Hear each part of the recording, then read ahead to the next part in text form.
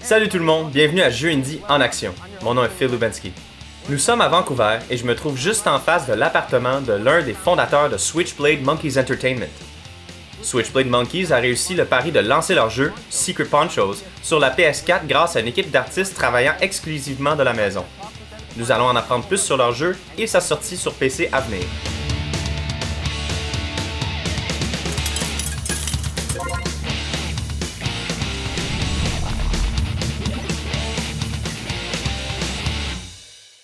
Secret Ponchos est un jeu de tir en ligne se déroulant dans l'Ouest américain sauvage.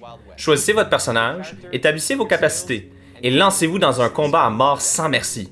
Gagnez en notoriété et évoluez grâce à vos victoires dans différents modes de jeu. Plus vous avez de notoriété, plus vous devenez puissant et plus nombreux sont les adversaires qui voudront votre mort. On peut apprécier dans ce jeu un gameplay exceptionnellement détaillé et un design inspiré des spaghetti western. C'est un petit jeu mais qui dépasse toutes les attentes. Passons à l'entretien. Salut tout le monde, je me trouve en compagnie du directeur créatif et fondateur de Switchblade Monkeys, Youssouf Mapara. Youssouf, merci de me recevoir. Merci de m'interviewer. Je vais commencer par le plus évident. Nous sommes dans un appartement, celui de Tony pour être exact. On a décidé de faire notre propre jeu, et on n'avait pas d'argent pour ça. Alors on s'est dit qu'on pouvait mettre en commun nos compétences. Mais on devait minimiser nos dépenses. On ne pouvait pas se permettre un studio comme tout le monde. On a donc pensé qu'on pourrait le faire depuis chez nous. Ça nous donne la liberté de travailler quand on a envie. À cause de ça, on travaille énormément. Il faut juste s'accommoder à l'idée que tu travailles avec une équipe, mais que tu communiques par Skype. Il y a aussi ce super logiciel JoinMe, et prendre en considération ces éléments dans ton workflow. Chris Gilry, notre compositeur, et moi-même, on a joué pas mal à Soul Calibur à l'époque. Et on se retrouvait les week-ends après la semaine de travail. On se connectait et on essayait d'améliorer nos classements. On a fini par tellement y jouer qu'on a commencé à mettre notre propre musique à la place de celle du jeu. Je branchais mon MP3 et j'avais quelques pistes de western spaghetti. Il y avait cette synergie entre la musique et les combats, ces chansons épiques western spaghetti et l'action. J'ai senti que peu importe ce qui se passait au niveau de l'action, la musique faisait quelque chose de parfait pour la compagnie. On a tous deux senti ça et on a décidé de faire un jeu de tir western spaghetti, au lieu de prétendre que c'en était un. J'ai démarré Switchblade Monkeys en février 2010. J'avais dans l'idée de faire quelque chose de bien plus modeste. En fait, je voulais apprendre à programmer pour faire mon propre jeu. Je pensais que ça allait être un projet solo. Un de mes amis, José Lopez, notre concepteur de personnages, m'a demandé si j'avais besoin d'aide et il a créé quelques personnages. Quand je les ai vus, je me suis dit « Ils sont trop cool pour mon petit jeu ». Et si je ramenais Jared, ou mon autre ami qui fait du modélage 3D, ou Tony qui fait ce truc-là? Et ça a fini par devenir un projet vraiment inspirant, auquel des artistes de haut niveau ont commencé à s'intéresser. J'ai vu les concept art de José. J'ai été super impressionné par le style. J'étais genre « Hey mec, je veux travailler là-dessus ». Le processus de développement d'un personnage démarre toujours avec les concepts de José. On prend ça et on analyse ce qu'on aime le plus, quelles formes sont importantes pour la 3D, à transposer en 3D. Parce que je crée pas du réalisme. Je crée une figurine que tu peux déplacer, te battre avec. Plus il sera crédible, plus le joueur pensera que c'est un personnage super, plus il voudra l'utiliser. Je me souviens clairement quand on a décidé ce qu'on voulait faire. On voulait faire un jeu de tir. On voulait qu'il soit en ligne. Et ça a tout de suite commencé à causer des problèmes. Une de mes très bonnes amies est productrice. Et je me souviens qu'elle m'avait dit « Non, c'est fou. Tu devrais faire un jeu grand public.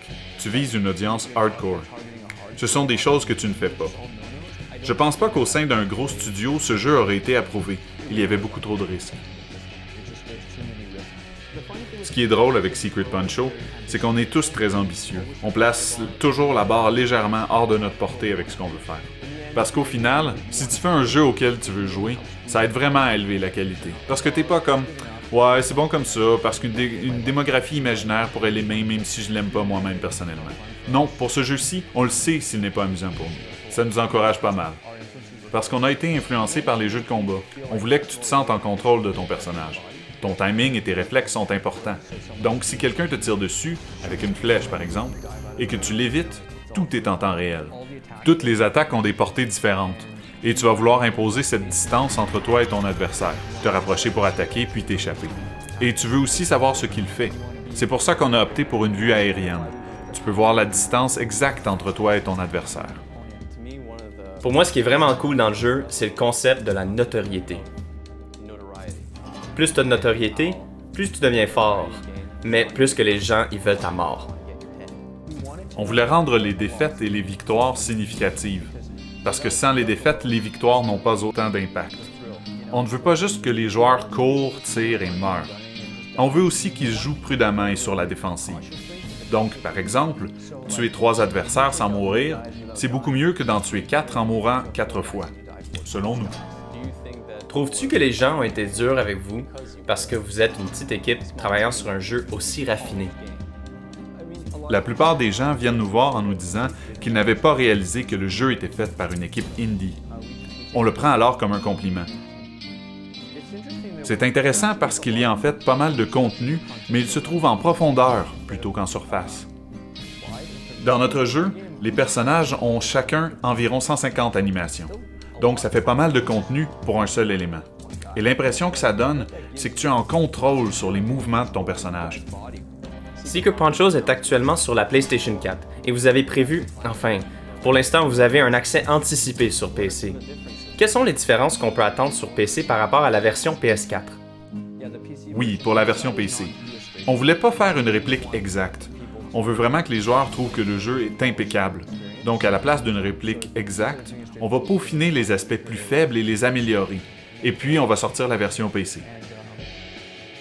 On est très impatients. Comme la manière dont on fait les matchmaking va être améliorée. On espère pouvoir ajouter plus de contenu et de continuer de développer ça. Et ce sera comme un Secret Punch au plus, tu sais, comme une version améliorée. On a hâte. Et quand on appliquera ça à la PS4, cette communauté aussi sera contente du résultat.